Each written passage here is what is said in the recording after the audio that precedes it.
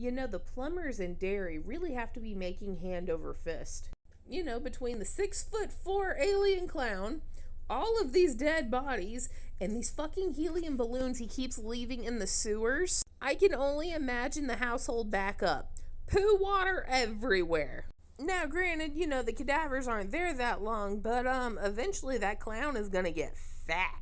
I mean, he hibernates like a chipmunk. That's the whole point. You eat until you get fat, and then you sleep for 27 years. Eventually, he's not gonna fit in them sewers. I'm still concerned over all these damn helium balloons just floating through there. Okay, eventually these are gonna pop. Some sea turtles are probably gonna eat them, or they're just gonna pile up and then sewage back up. But also, how often is he walking through these pipes to only get hit in the face with an incoming flow of poo water? Also, it's kind of dumb that he can't reach adults because apparently adults' fears are more complex. I gotta disagree there. Because if I have to walk through sewer tunnels, yes, I am afraid of the exact same things small children are. I'm afraid of the dark, spiders, probably some snakes, maybe a sewer gator. Well, they don't have gators in Maine, but you get my point.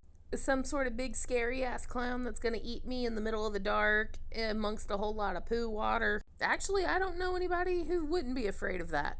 Or that tiny fear in the back of our heads that something's gonna come up through the drain in the toilet and grab our butt.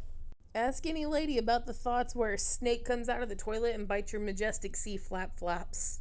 And okay, they said Mike is the only one out of the kids that remembers Pennywise growing up because he stayed behind and did Derry's history, right? He cannot be the only person keeping up with this because he was able to go through Derry's history and somebody had already accounted for everything. So somebody had to know prior. And also any plumbers that stayed behind over the years because they know every 27 years they're about to make really good fucking money.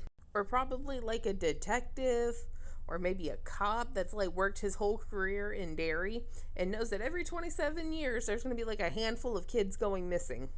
I can't stop thinking about it. He came through the shower drain in the mini-series, but what about him coming up through the toilet? Just thoughts.